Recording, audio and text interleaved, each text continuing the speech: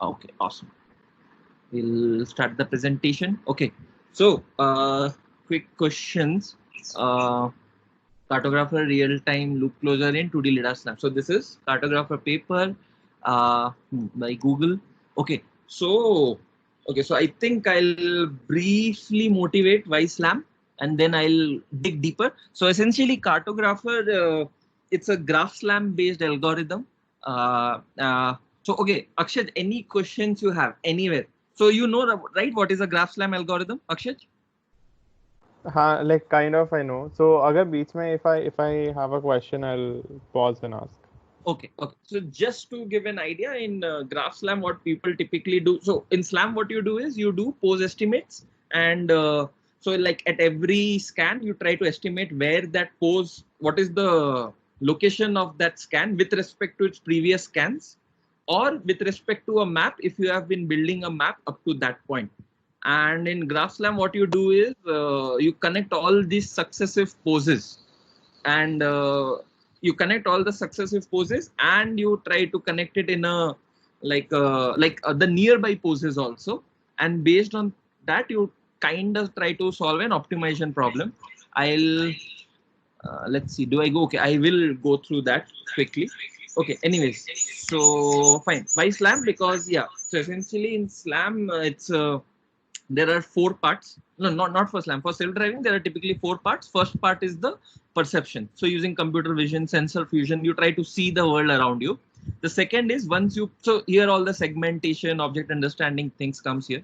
Let me use point. Yeah, object understanding things. Next, once you understand the world around you, once your car or vehicle understands, next you would like to localize. So given the environment, you maybe try to build a map or try to say where you are in that environment. The next is once you understand the world and you understand that where in the environment you are positioned, you would ideally like to go to from point A to point B. So the way, or so essentially you try to get some kind of key points or waypoints going on how you would like to go from point A to point B. That's called as path planning. So in some sense, what we do with Google Maps.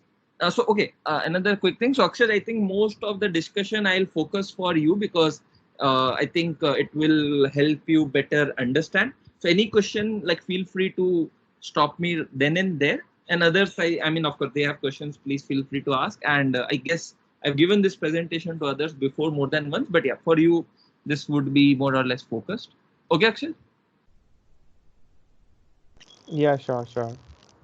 Yeah, so essentially, yeah, so path planning works in a way that, okay, SLAM comes here. That is, once you understand the environment, you try to localize yourself in the environment where you are with every scan, or try to build the map of the environment. That's what localization and scanning is. So this can be done using number of methods. You can do this using camera, then you call it visual SLAM. You do it using LIDAR SLAM. You can even do it using GPS. Now, when you try to do it using GPS, let's say you have the environment, that's what we do in Google Maps. So essentially, it has the map of the environment it has mapped out, and using your GPS sensor, it tries to localize yourself. And in Google Maps, let's say when you're trying to do, it suggests you path on how to go from place A to place B using that blue line. That part is what you can call as path planning. So it says that because it has already the map and it can localize you using GPS sensor at this vertical of self-driving or at this place, what it can now do is it can suggest you what is the best path, shortest path, or maybe path that takes least amount of diesel, something like that. So that part is where it comes as path planning. Okay, so that's what even Google Maps does using GPS sensors. That's what even a lot of algorithms do here. And then once you have decided a path that, okay, this is a point A, this is a point A, this is a point B, and this is the path you are going to take to travel, now you start moving. So you remember you said that, okay, go, let's say you said your robot based on the path planning, go 5 meters forward, turn right, go 5 meters forward again. Very good. Okay, Neeta Kondamenti started recording. Interesting. Right. So, okay, we were key. Yeah. So yeah, path planning, Google Maps, something similar. And then the thing is, next, when you have point A to point, you have to go to point B. You apply control. So control ensures that you stay on the required path. So let's say you set your robot to go, let's say 5 meters forward, but maybe there is some friction in the wheels or there is some inaccurate motion. Instead of going 5 meters, it during the motion it ends up going maybe just 4.5 meters, right, in the forward motion. So control ensures that, based on what path planning has suggested to go, like 5 meters forward, turn right, you follow the exact same path. So in some sense, you can think of control as the steering wheel of a car. So these are the four different verticals for self-driving, and what we'll be typically looking at is SLAM, that is the localization, this vertical. And yeah, why we are doing this paper is because numerous papers have already shown that uh, Cartographer is one of the preferred SOTA LIDAR based SLAM for indoor or outdoor based settings. So the brief outline is, I'll quickly go over SLAM basics so that it will be a quick revision also for those who may not be aware. And then, so essentially Cartographer is a global SLAM algorithm, or a graph SLAM algorithm. Typical graph SLAM algorithms have a front end, which is also called as local SLAM, and a back end where they have the optimization and all happens. That's the global SLAM. And essentially in graph SLAM, what you would like to do is add constraints. And Cartographer uses find the novelties, the way in which how they find the constraints, I think. Okay. Yeah, the novelties in how they find these constraints, and that is they apply branch and bound for your for finding these loop closing constraints. We'll quickly go over what that means, and then yeah, that's the Cartographer's key contribution. We'll also go over what branch and bound means, what it looks like, and then some results and visualizations. Okay. Any questions at this point? All cool, Akshay? Yep, all good till now. Okay. So fine. So what is SLAM? So essentially, this is the Bayesian graphical model of SLAM. So essentially, not going too much deeply into it, but what SLAM is that you are typically given controls UT and ZT, and controls and observations. So at every pose, either you have reached that pose. Let's say some pose XT, you have reached that pose after applying UT, and at that pose you make an observation called ZT. So typically in a SLAM like setting, you are given controls and observations, that what controls were applied as a result of which you reached that pose, and what observations you are making at that pose. So that is ZT. So you get to observe these gray circles or gray variables, and what you would like to ideally find are the unobserved variables, that is your robot pose XTs, and the map using and the map affects your observation. So this is how the graphical model looks like, just to get a feel of how a typical SLAM in a simulation environment works. So this is how it goes around. So what we are seeing is that this is the robot that's going around, and these are the various landmarks,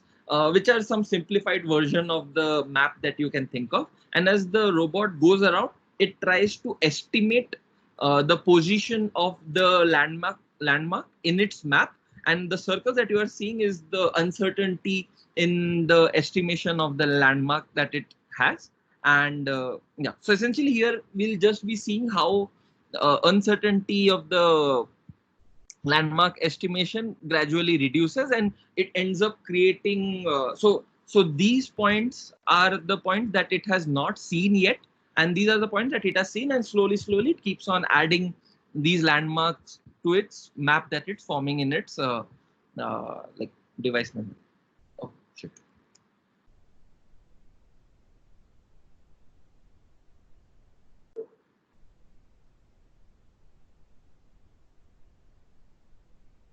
So essentially, yeah. So it's going. It observed, now it's observing this.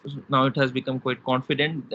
Initially, the uncertainty is high, and then slowly, and yeah, what you can see here is the pose uncertainty of the object. So what robot feels is the uncertainty or the error that it is making while traveling in this part. So that's the estimate, and what you are actually seeing is that as it keeps on traveling, the uncertainty keeps on increasing. Increasing or decreasing?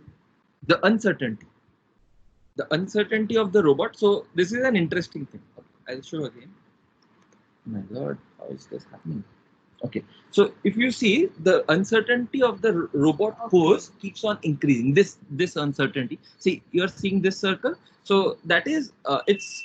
I mean, the error in its pose estimation, it is keep on increasing. So can we tell like this? Mapping uncertainty reduces, but localization uncertainty increases. Mapping. Okay. In which sense? So robot is uncertain, like where its position is, but its confidence about the landmarks is increasing.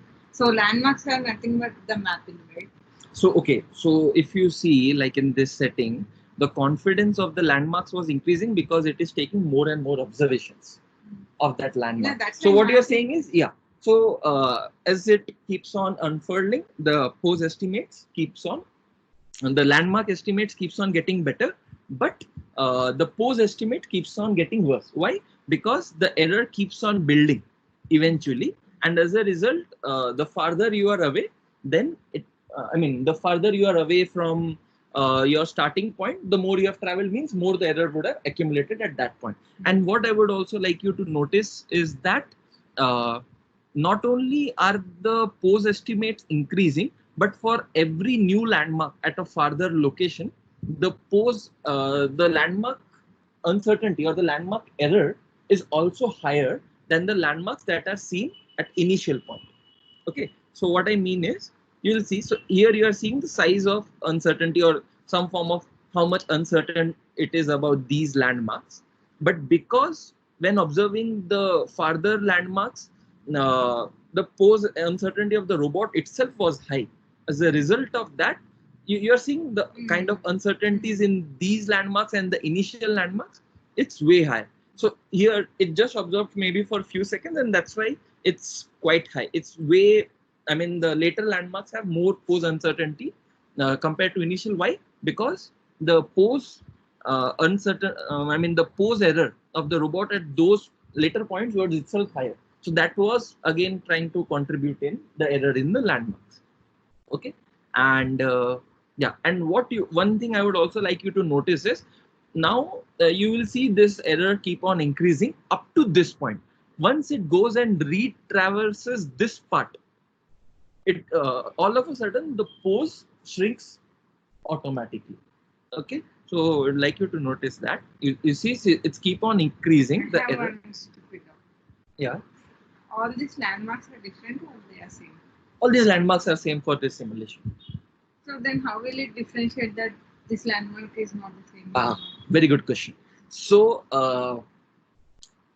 there's a technical term for this. I think association, disassociation. Vanshil, what's the term?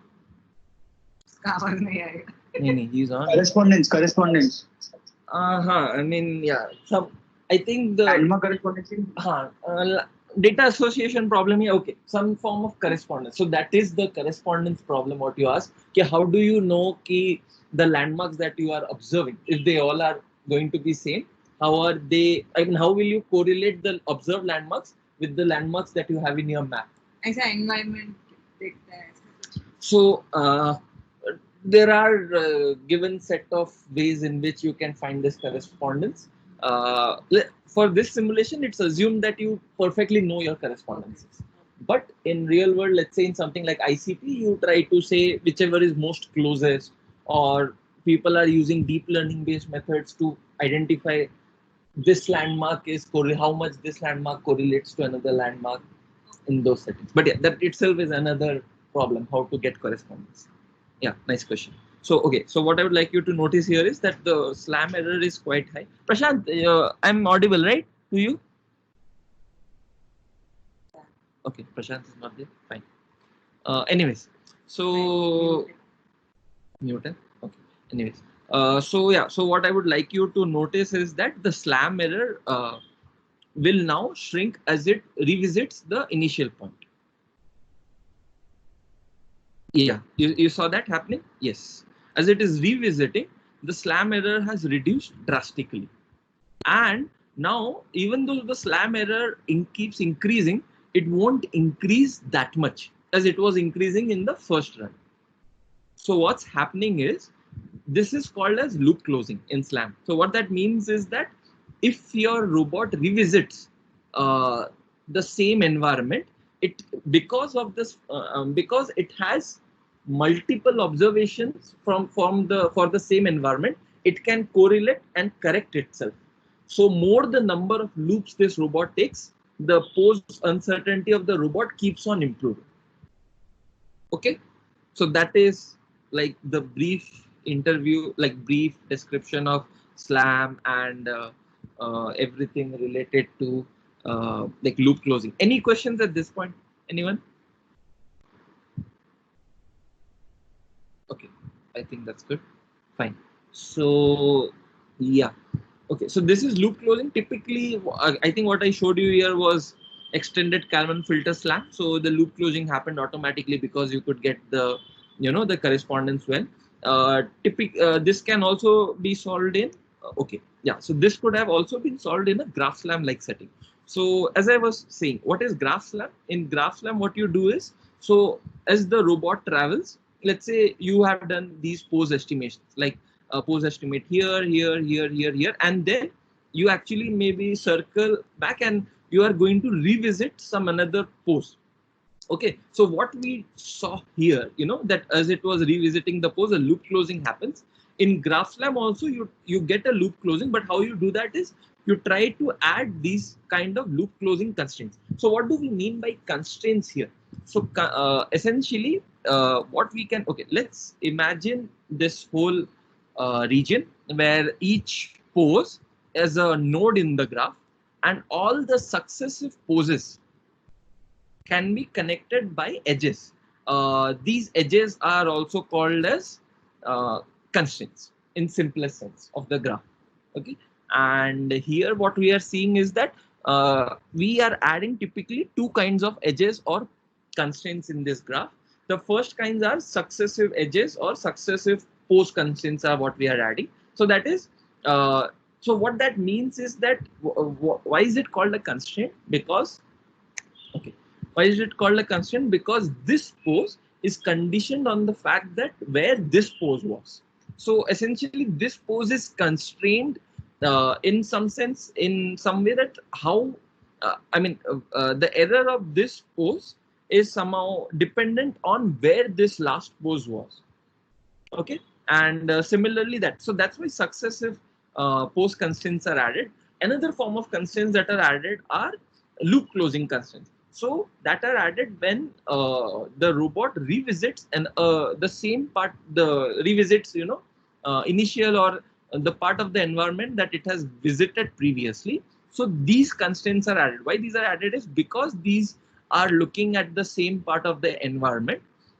In some sense, the pose of this is dependent on pose of this and pose of this. Oh, sorry. Pose of this is dependent on pose of this and pose of this. That is, this pose is dependent on its previous pose and the pose that are taken in the same environment.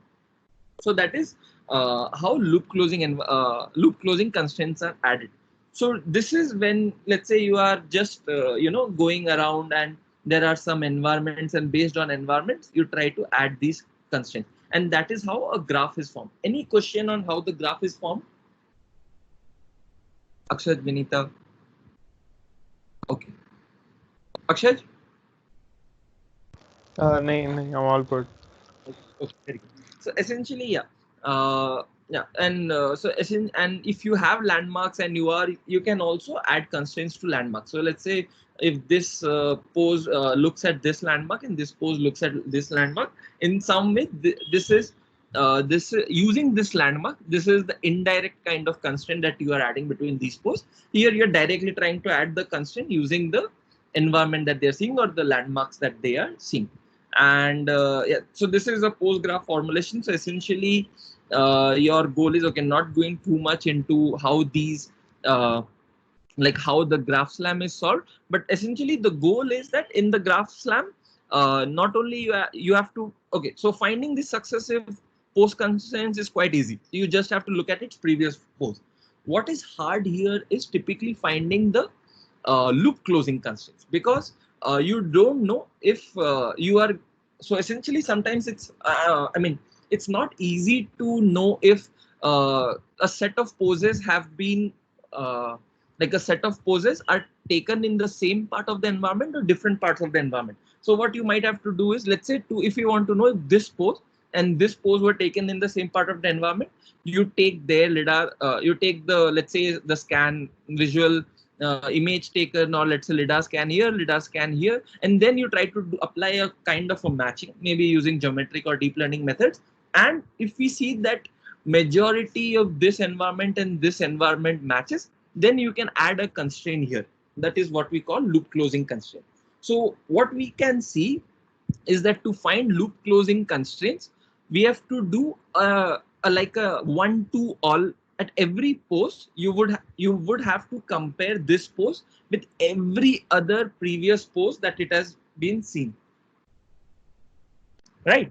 So essentially so as your robot keeps on exploring, or as your map keeps on expanding, or keeps on expanding in size, you can see the number of comparisons that you end up doing increases like very quickly. And as a result of which, typically graph-based SLAM algorithms were proposed to be applied in a more like a post-processing setting, not in an online setting. Like it's not deployed in a real-time setting. Graph-based SLAM algorithms are typically applied in a post-processing, that you have these let's say scans, and you would like to get do the pose estimates or do mapping. But what Cartographer tries to do, it in an intelligent way, it tries to very quickly, the main thing is in real time, it tries to find these loop closing constraints. And yeah, definitely Cartographer in the paper, they have shown for 2D lidar, but they have shown that it works for 3D lidar also. So the main goal now for us would be, how can we find such loop closing constraints between the poses, so that it can quickly and quickly find these constraints, so that real time you can apply the optimization, like you can also solve for this optimization problem, and like correct it on the fly. So if we look at this visualization, we'll see that as and when the loop closing constraints are added, it corrects its pose estimates. So it's starting here. Yeah, so I think this is more of a landmark based SLAM. So essentially these landmarks can be thought of as some kind of key points in the environment that the robot can identify. And you are seeing here, so wherever it's making all these constraints here. Indirectly, it's forming all, it's adding loop closing constraints between them, right?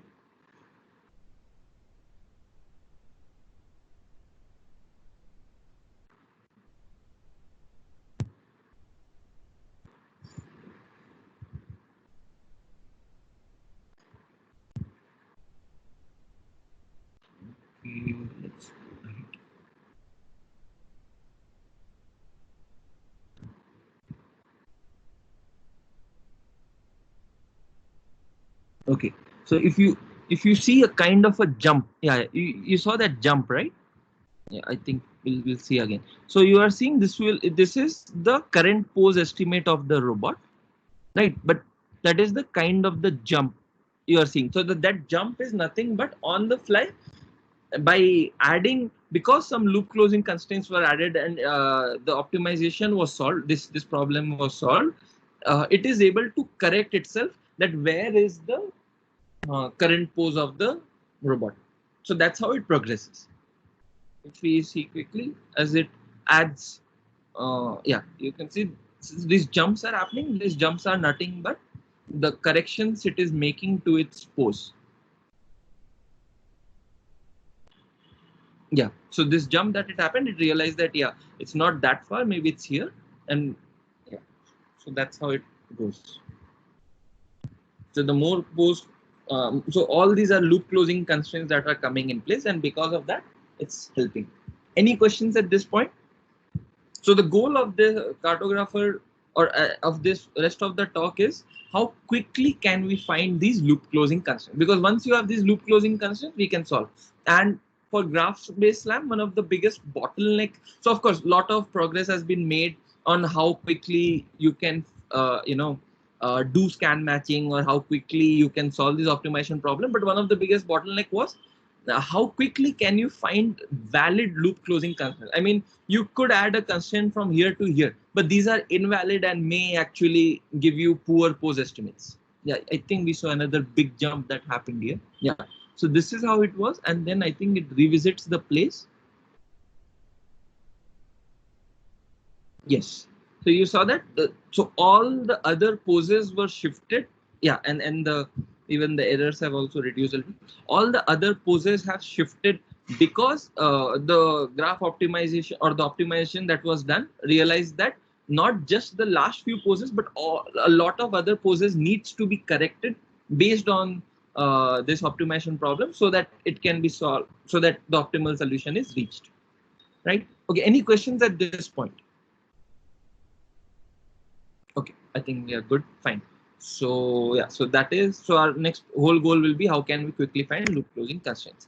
So yeah, Cartographer, since it's a GraphSlam algorithm, GraphSlam algorithm typically contains of two parts. First is your the front end. So in front end, what you do is you do scan matching. That is, given two LIDAR scans, you try to match them and say, so given, let's say LIDAR scan here and LIDAR scan here, you try to match them or apply some form of scan matching algorithms like ICP and all, so that you say how offset is this LIDAR scan from this LIDAR scan, so that most of the points match between these two scans, and based on that, whatever that offset is, that is the pose estimate of this point with respect to that point. So in the front end part, you typically do scan matching, right? And using scan matching, of course, you can, and also at the front end now. Yeah, so here what you can see is, okay, I think I have an, yeah, of how animation of how scan matching proceeds. I think it's applying ICP. So yeah, so this was first scan, it's going forward. Now it's arranging. Yeah, okay, so we'll see that again. So yeah, the second scan, it arranged itself so that it knows now. Yeah, so that's the third one that's coming here, the third scan, and then likewise it keeps on arranging itself with respect to previous scans, and then you find out what are the poses of each of the scans. Yeah, that's the fourth scan coming, and using this, all this arrange scan is how you form a map. Okay, and so this is the front end. Yeah, so in the front end, you do scan matching. You can do scan matching between successive poses, or typically, if to find loop closing constraints, you would have to do scan matching between this your last pose and all the previous poses. So all this happens in the graph construction or the front end, and once the graph has been formed with nodes and edges are the constraint, you apply graph optimization that tries to solve this pose graph this problem. Okay, fine. So what the goal of local SLAM is? Okay, not going too much into the equation. I think this work is somewhat or very much similar to the Hector SLAM paper, where they also try to minimize this work. Okay, so how should I say?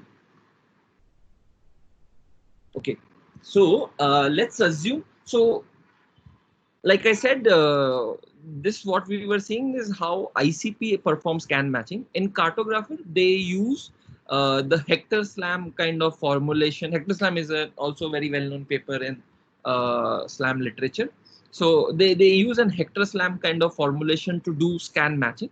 So what they do is, so okay, typically in this kind of scan matching, how you would do is for all the points in this scan, you try to see if it is able to match all the similar points. So scan to all the points in scan 2, not all, especially all the points in scan 2 that are also present in scan 1 match perfectly with the points in scan 1. So how would you arrange that? Right now, let's assume that let's say your map is formed of P, like let's say your P00, P10, P11 and P01 is scan 1. Okay, and we can call it as a map, or let this be scan 1, and scan 2 has an initial estimate where let's say this is where the scan 2 is falling. This point of scan 2 is falling. Now for a perfect match, you would expect that this point should either fall on this, on this, on this, or on this, right? So okay, so why do we need this is because like I think one of the questions that was asked previously is how do we know correspondence? So how do we know exactly that where does this point, should this point fall on this point, or maybe on some other point? So in Hector Slam, what they try to do is, instead of trying to find this correspondence, Hector Slam is happy if your this point just simply lands on any one of the 4 points, and as long as all the points of scan 2 lie on some point on scan 1, the Hector Slam's loss is minimum. So let's quickly look at how does that look like. What does that look like, right? So okay, now let's assume that you start with a pose epsilon that contains your xy coordinates, that is your, let's say, your xy offset, and the rotation that happened for going from here to here, rotation in, let's say, z axis, and xy offset you have, and the rotation along z axis also called as your. So let that be the pose.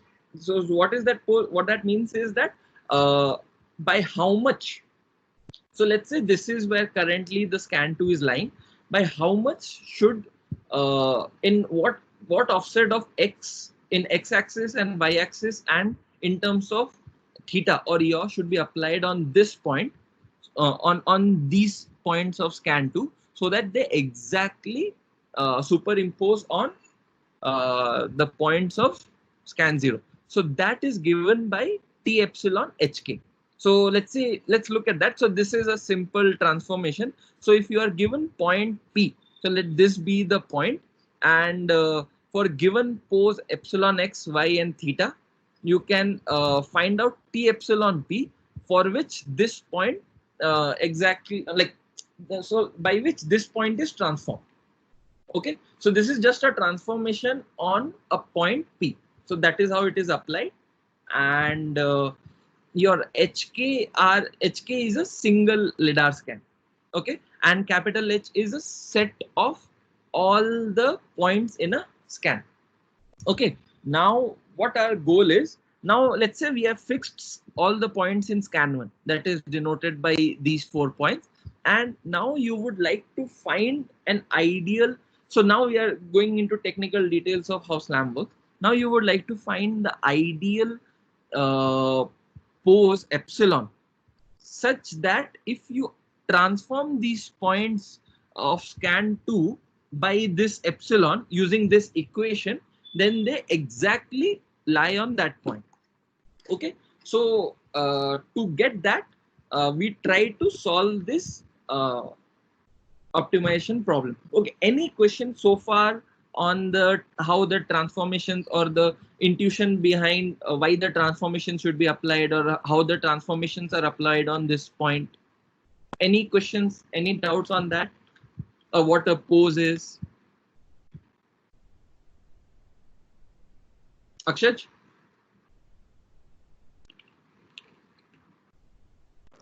No, yeah, I got what you're trying to say. So just to clarify, that is an affine transform, right?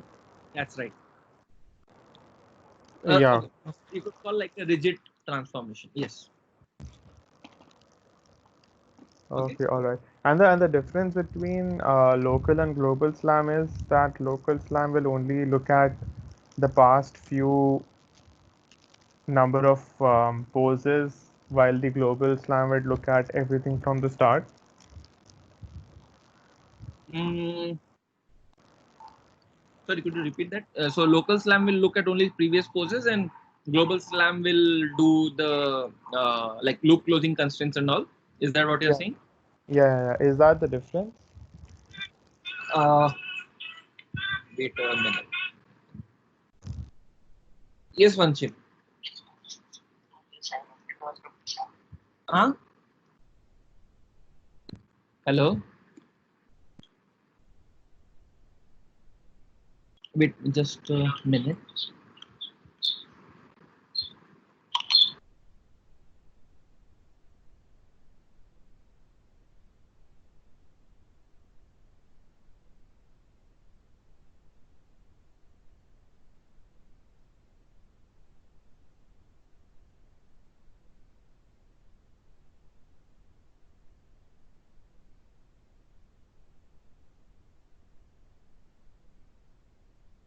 Okay, so Vanshil had a doubt on what M smooth is.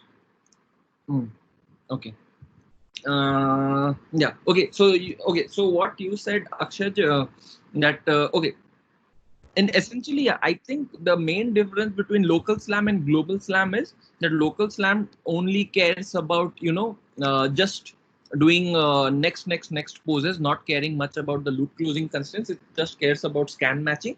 And in global slam, yes, you add constraints on previous poses and try to find loop closing constraints so that you can do graph based slam algorithms, so that you can like solve for that. Yeah, that's correct. And Scan matching and loop closing are not same. so scan matching is a method of kind of good question. Scan matching is a method of aligning two LIDAR scans so that you know what is the pose offset or pose difference between the 2 points. So what does pose offset mean? Pose offset means how would you transform or what kind of transformation. So let's say, What two LIDAR scans? Hmm? Two LIDAR scans. We have to. Okay, so when would you like to calculate pose? You like to calculate pose when you have, let's say, let this be initial point, and let's say you fix it at 0, 0, and you would like to know what is the pose With respect to landmark. with respect to previous point. So in slam, you always try to find a pose with respect to previous points only. Okay, so let's say you have fixed this, then let this be 0, 0, and you have a LIDAR scan here and you have a LIDAR scan here. Scan matching will tell you that what is the pose offset or pose difference or pose estimate or how far is this from this point. That is what scan matching. So that's what ICP tells you, that ICP get given LIDAR scan here and here. It says how far is one LIDAR scan from the other. Okay, that's scan matching. And what was the second thing? The loop closing. Yeah. Loop closing. So loop closing is, yeah. So when you apply scan matching between non-successive poses and you get some high levels of similarity, that is called as loop closing constraints. Okay. And by the way, each of this is a different research field that's worked on. So how to find correspondence, at which level should you say, at which point would you like to add a loop closing constraint or not? All this is an open field of this. I mean, I think actively worked areas. Okay. So yeah. So Akshay, did I answer your question? Yeah, I got it. Yeah. So that's local and global slam, but all the scan matching and the graph forming happens in the front end. And essentially just this much part, if we were to look at, this is not exactly local slam. This is somewhat similar to what just happens in local slam, that you keep on just doing, you just keep on estimating next poses and don't apply any form of optimization or global graph optimization, or no corrections are applied. That's what happens in a local slam. So your original Hector slam paper is a local slam like paper. In a global slam setting, what you do is like the graph that's formed by getting the successive pose constraints and loop closing constraints, you optimize for that graph. You make corrections like we saw here, and based on that, you keep on updating your graph and keep on updating the pose estimate. Okay, so great. So now we'll come to what is this M smooth. So that's what Vanshil was asking. What is this M smooth here? I think I have. I have not. I have not mentioned in the slide. So give me a second. Regular. Okay, right. So this is how we do. Okay. So now we have understood that. So like I said, the scan matching's goal is, given two LIDAR scans, you have to say what is the pose estimate between the two scans. How you do that is, essentially you have a scan here and you have a scan here. You apply the transformations on, let's say, this scan, and then you try to apply a transformation such that most or all the points in this scan exactly align with all or most of the points with this scan, and whichever transformation perfectly aligns, or whatever offset kind of perfectly aligns these two scans, we know that that is how much it would have moved. Okay, that is the goal of scan matching, right? Now, and what transformation do we apply? This is the transformation we apply.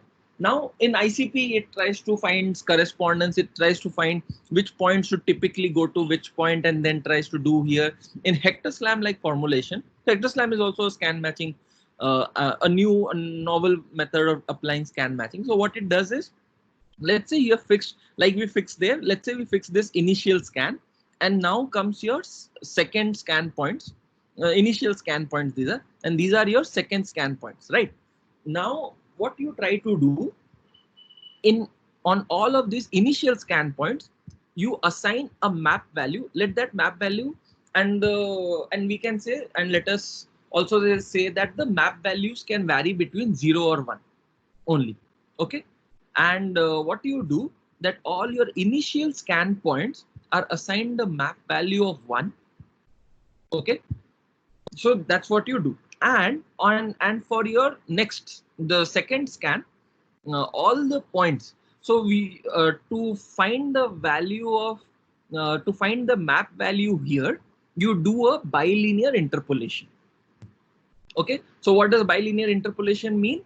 It means that, let's say if this value is 1, okay, let's say so okay. So how What is PM? huh? PM. PM is a scan point in second LIDAR scan, And whose pose you would like to find with respect to first LIDAR scan. So there are 2 LIDAR scans, no? So during a scan matching, there are 2 LIDAR scans. So we are talking in locals. You mean to say previous? Previous, okay, previous and next. So these are the scan points of previous LIDAR scan. These are PM this is some new scan point. PM is the scan point of next LIDAR scan. Yeah. Okay, and now you would like to find the pose estimate or epsilon between previous and next LIDAR scan. Okay, now so typically what is assumed is, if you are just starting, you assign all these values as 1 and then try to estimate using bilinear interpolation PM.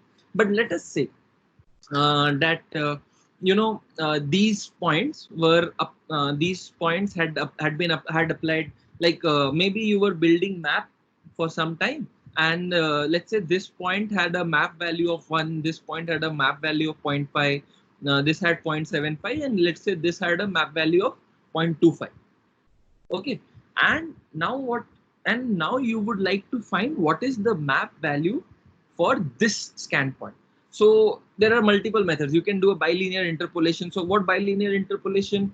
Bilinear, or I think bicubic interpolation also you can do. So I think Cartographer applies bicubic interpolation. Hector Slam applies bilinear interpolation.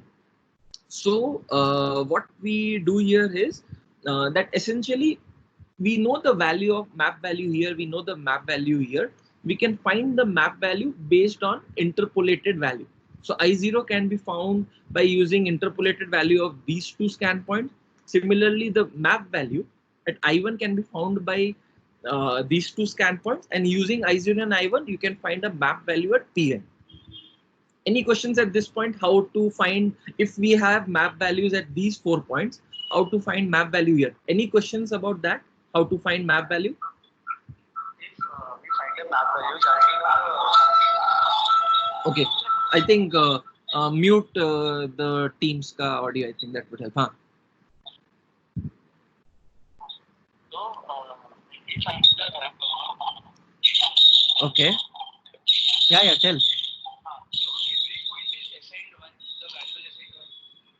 So when you're starting, you can assign, you typically assign value 1, and then eventually let's say this point was matched previously 3 times. This point was matched previously only 2 times, 1 time, and not, and maybe just 0 times, right?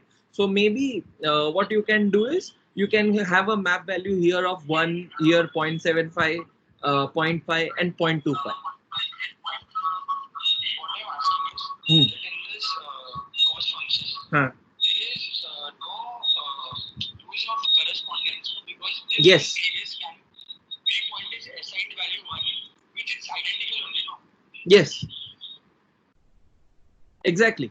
So the goal is, To be incorporate correspondence. yes. So they, no, exactly. So they don't incorporate correspondence. The only form of weak correspondence they incorporate is they ensure that this map value typically gets attracted to one of these points.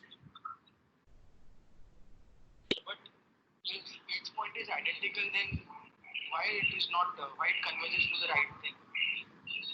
Yeah, of course. Who's saying that it will always converge to the optima? This also can suffer from problems like the ICP suffers. The having bad like local optima like problems. This can also face that. But here the thing is, uh, in ICP you need to take a decision on how explicitly you would like to model correspondence. Here you don't have to model correspondence. That's the only advantage. But is it better than ICP? Okay, I mean, in the paper of Hector Slam, they have definitely shown it's better. But definitely it also suffers the problem of getting stuck at local optima, not finding global optima. And that is exactly why Cartographer tries to apply Graph Slam to correct for these mistakes. Okay, okay, good. Any questions, Bansil? Anything else? Cool. Okay, so essentially, yeah. So what I was trying to finish here is that essentially what does M smooth here mean? Now let's say this point PM has been transformed. So let this point PM be the HK. That is, it has coordinates some of HK, that is XYZ, and it is being transformed by this epsilon. That is, let's say, let this be the pose that we have starting with an initial guess, and it was transformed. It was brought here, and based on the bilinear interpolation, if it is, let's say, very okay, and these are the 4 points, and let's say we are starting right now, our pose estimate. So these are the previous points and this is the next point, and we want to calculate map values. Let the map values at these points be 1, 1, 1, and 1, and based on interpolation, we have to find the map value at this point. Now, as this point moves closer to any one of the points, the map value based on the interpolation will go towards 1.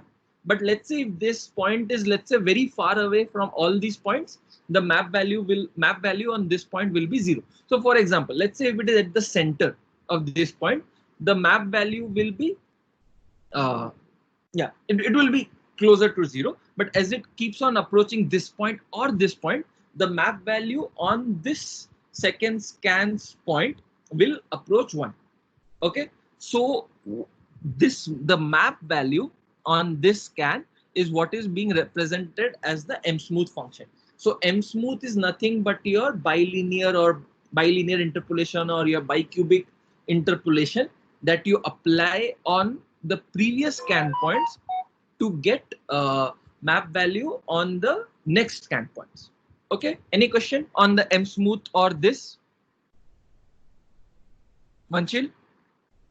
M smooth will be same for all the points or different? No, M smooth is same. So it's like M smooth is a function like your bicubic interpolation or bilinear interpolation. It's a function. So if you are saying that will the value of M smooth be same or different for each point? Yeah, it will be different based on how close the next scan points are to the previous scan point. Now let's say this scan point has exactly sorry. Why is that 1 minus? Yeah, we are coming to that. I'm coming to that.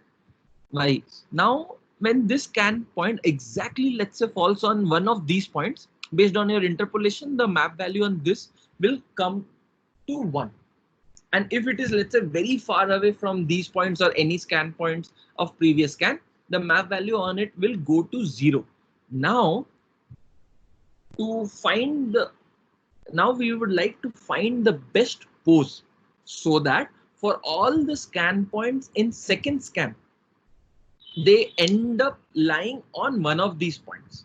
Now to formulate that mathematically, how that looks is that when all the, okay, so for all points in the second scan, when you apply a transformation by epsilon on the second scan, and after applying that transformation, when you try to calculate its map value using this M smooth, okay, it's called as M smooth because they use bicubic instead of bilinear, but it's nothing but just trying to find the map value. Okay, now, okay, by the way, all these things are quite important because this kind of builds up on how you get your final ultimate scan matching. Sorry, like the key contribution of cartographer. Okay, so once all your points in the second scan has been transformed by epsilon and you try to find its map value, if you have a perfect scan, if all the points in next scan have been matched to the previous scan perfectly, that means all the map values in the next scan become 1, which means a 1 minus the map value of the next scans should go to 0. Or your end goal becomes, you would like to find such a pose so that this becomes minimum. And when is this minimum? When when the map values on all the next scan points become 1, or all the map values have exactly coincided with any one of these points. So by trying to minimize this equation and finding this epsilon, it tries to find such, so maybe it tries to find such an epsilon so that for most of the points they end up lying exactly on these points, or maybe on some of these points.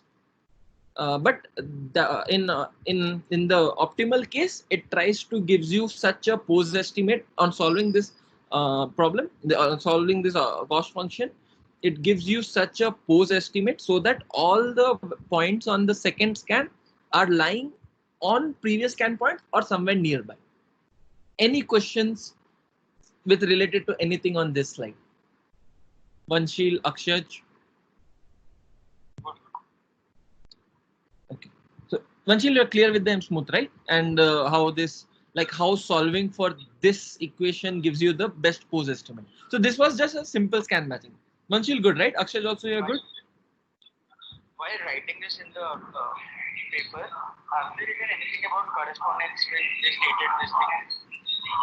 So okay, so I think in Cartographer they don't talk a lot about correspondence because it was just like, okay, by the way, they also don't say that they are this was adapted from Hector Slam. It was just like if you look at Hector Slam, you can see that that's the correlation. I mean, that's where it was most probably first stated in Hector Slam. In terms of correspondence, I don't remember exactly, but here we can clearly see that Hector Slam kind of formulation does scan matching where you don't need correspondence at all. So in some sense, in like ICP, you have to assume that, okay, this is a good correspondence or this is not a good correspondence. Here, they are like any correspondence is good correspondence as long as you are trying to minimize this equation. Okay, yeah. And yeah, so the small equation here is that, by the way, what they try to do is, yeah, so like you remember I was trying to say that we actually apply different map values to different kind of points in the previous scan or previous map points. So essentially, let's say your robot is here and it gets its LIDAR scan at these points. So what we typically do is that at these points, so and okay, so this is an occupancy grid. I'll not go too deep into what occupancy grid is, but it is essentially representing your complete volumetric space in terms of something called as pixels in 2D or voxels in 3D, and you try to have some probability map value. You remember the map value that I was talking about here? You try to have a map value assigned to each of these voxels. Now let's say if LIDAR was standing here and it got hits at these points, then the probability map value for these voxels, actually these points, you can either treat them as LIDAR scan endpoints or you can treat them as just probability voxels themselves. And this is a new scan point that's coming and getting computed against voxels of previous map or previous scan. Okay, so here let's say if the LIDAR scan points has fallen on these voxels, so you essentially increase, like you remember I said that if this point has been observed more than once, you increase the probability here. Similarly, if this voxel has been observed more than once, you increase the probability or the map probability value at these points and these points, and all the other voxels through which the LIDAR line would have passed through to make an observation here, you reduce the probability at those values. And by doing this, ultimately you get a probability grid or a grid containing different probability values. So if you do like this, what your goal, what this optimization problem tries to solve is, given a set of previous scans and given this next scan, what kind of pose can you find so that it ends up matching with high probability voxels. Those are assumed to be voxels that are mostly blocked and not free like them. So definitely if you started, it was maybe 1 1 1 1, if that's the observation that was made. But maybe if you see, you know, that these are the 4 voxels, maybe this has lower probability, these 2 have high probability, this has low probability. So that's how the map values are assigned. So this shows how gradually you keep on updating the probability map values, and this shows how you actually calculate, you know, the map value at the next scan points, that is transformed next scan points, and based on that you try to solve this optimization problem. Any question at this point? I think we are good. So fine, I think this is extending. So what I'll do is I'll just explain this part of global SLAM, and I think we'll break and we'll continue tomorrow for this, because we need to go over, yeah, we'll revisit branch and bound and how to find loop closing constraints and all. All right, fine. Yeah, we'll go over these things tomorrow. Does that sound good? I'll just go over this slide and then we'll finish. Yes. Yeah, okay, fine. So okay, so this is what happens in the front end on the local SLAM, or this is how the scan matching progresses. So just to quickly see again what kind of video it is. Yeah, so you just keep on aligning. So here I think they are using ICP, but you can assume that even Hector SLAM, when it tries to solve or optimize this using some optimizer, maybe SGD or something, it also tries to keep on adding you know, scans successively so that it hits one of the more occluded points. Okay. Now in the global SLAM, like we said previously, the goal is that you would like to find these loop closing constraints and then solve for the optimization, this graph formulation that we have not gone deeply into. I think there are good number of graph based SLAM papers, I mean videos that explain what optimization problem is solved. We can, but that's not required to understand this paper. Definitely understanding how the scan matching is performed is important, because this is what is going to be used in finding loop, this kind of scan matching will be used to find loop closing constraints between non-successive poses. So yeah, so essentially using global SLAM you can find closed loops, and you want to find constraints between non-successive poses. And like I said, it's difficult to do it in real time, and that is where the cartographer's key novelty lies. And once you have these non-successive pose constraints and successive pose constraints, you can optimize for the pose graph and minimize all these loop closing errors. So typically these loop closing errors is what would be high, because your poses keeps on drifting, or the error keeps on accumulating, and your actual ground truth pose and your pose estimated by SLAM keeps on drifting away, and as a result huge loop closing constraints, loop closing errors are present in your you know, in the optimization problem. And the optimization problem tries to minimize these loop closing errors, and also tries to ensure that even these successive constraints are also kind of handled. So quickly we'll look over the demo of how Cartographer progresses, and yeah, okay. If you would have seen here that a jerk again happens. So this jerk is the loop closing constraint that was happened, and I think this demo is running real time. So it's mapping inside of a museum. It's, I think this is an indoor slam in an indoor setting. It is, but they have used two lidars to do this, and in the inside of the museum they're trying to map it. And here the graph slam algorithm is being run real time uh, on their device, and you can see that a jump happens. That is, the loop closing constraints are added instantaneously in real time, and quickly the optimization problem is solved. So looking at that, see that jump happening. Yeah, that's the jump. Yeah, again the second jump happened here, where it kind of corrected for the pose and the map in real time. Corrects here.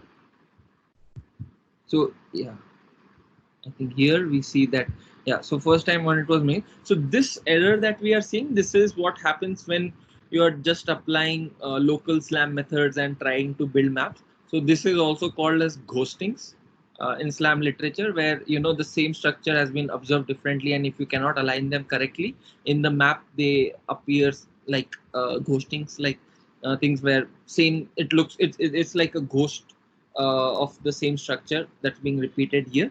And loop closing, and by trying to apply graph slam or by trying to minimize these loop closing errors, helps to reduce ghostings. Yes, so I think we'll stop here. We'll continue tomorrow. That was a pretty long